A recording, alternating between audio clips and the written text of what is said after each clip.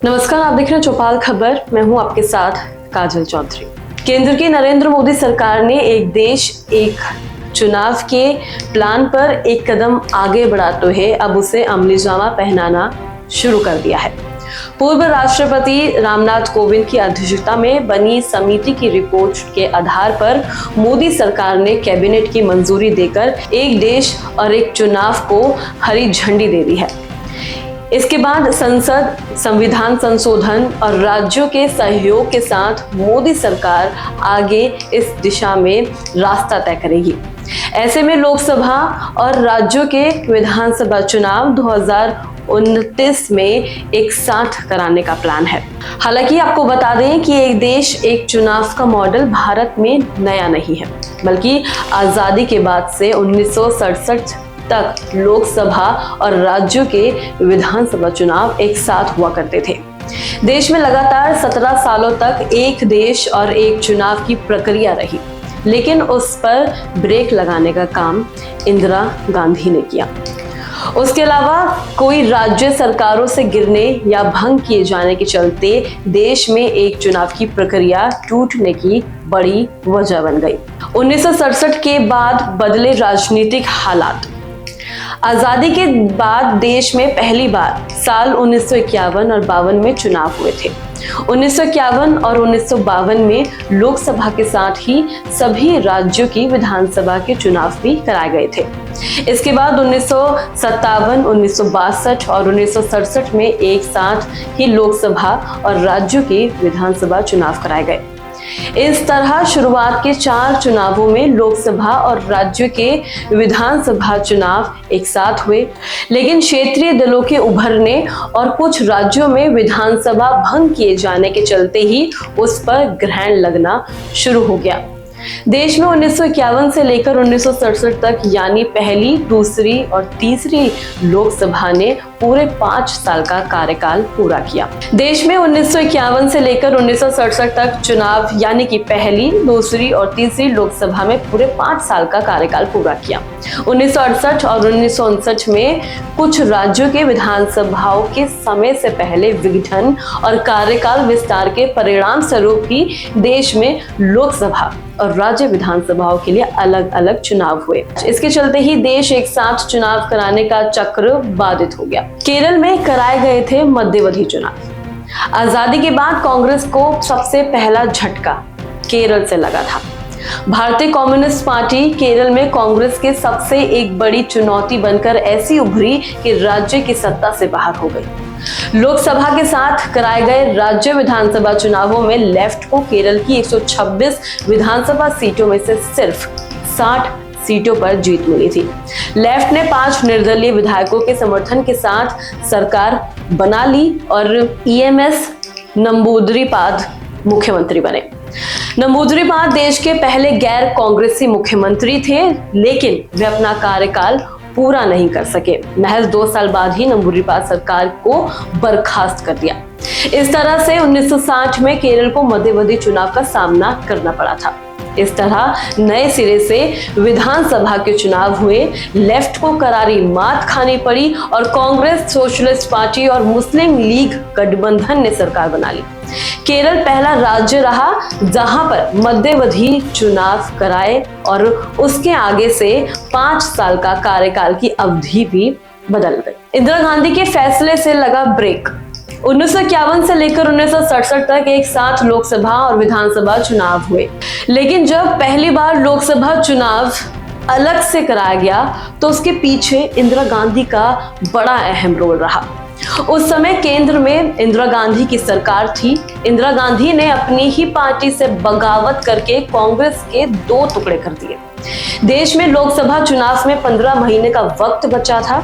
इंदिरा गांधी की नई party Congress are नए सिरे से बहुमत हासिल करने के लिए अपने प्रगतिशील सुधारों को लागू करना चाहती थी।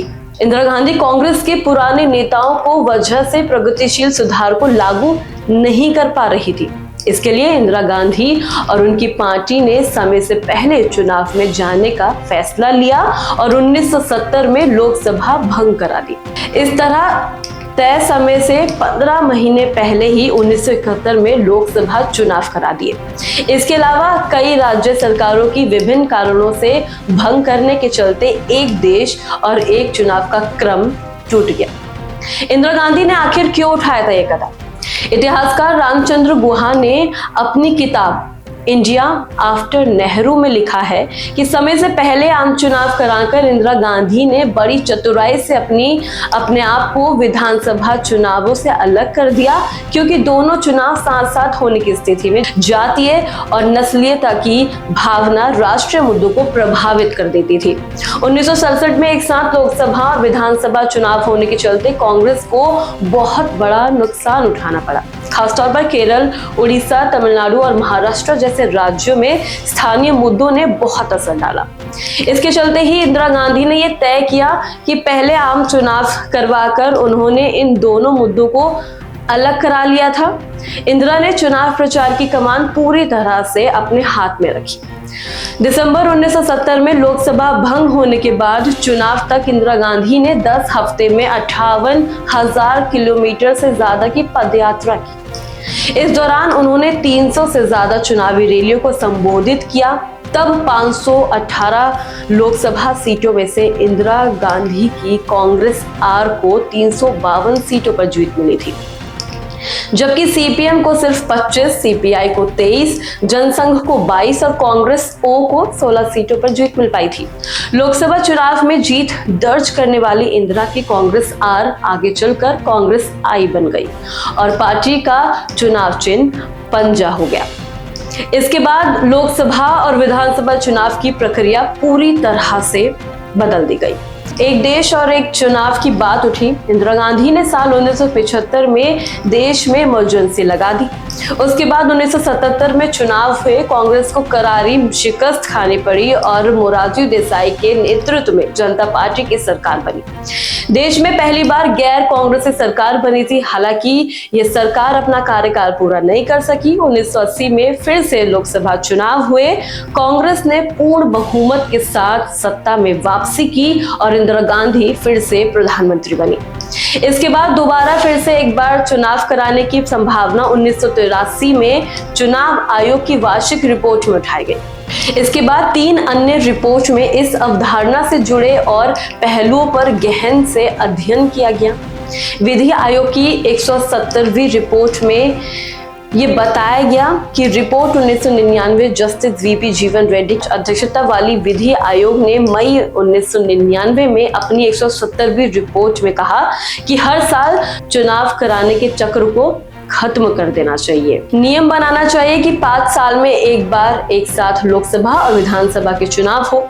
इसके बाद साल 2015 में डॉक्टर ईवीएम सुदर्शन नचियप्पा की अध्यक्षता में सदस्यता में संसदीय स्थायी समिति बनाई गई थी। इसके बाद साल 2015 में डॉक्टर ईवीएम सुदर्शन नचियप्पन की अध्यक्षता में संसदीय स्थायी समिति बनाई गई। इस समिति ने 17 दिसंबर 2015 को लोकसभा और राज्य विधानसभाओं के लिए एक साथ चुनाव कराने की व्यवहारिकता पर अपनी रिपोर्ट सामने रखी। मोदी सरकार ने एक देश एक चुनाव के लिए सितंबर 2023 में पूर्व राष्ट्रपति रामनाथ कोविंद की अध्यक्षता में एक कमेटी बनाई। कमेटी ने इस साल की शुरुआत में अपनी रिपोर्ट सौंप दी है, जिस पर मोदी कैबिनेट ने बुधवार को अपनी मंजूरी दे दी। ऐसे में मोदी सरकार शीतकालीन सत्र में एक देश एक चुनाव से जुड़े विधेयक को संसद में पेश कर सकती है। इसके साथ संविधान में संशोधन, संसद में पास होने और राज्य सरकारों की स्वीकृति मिल जाती है तो फिर से देश में एक साथ लोकसभा और विधानसभा चुनाव हो सकेंगे।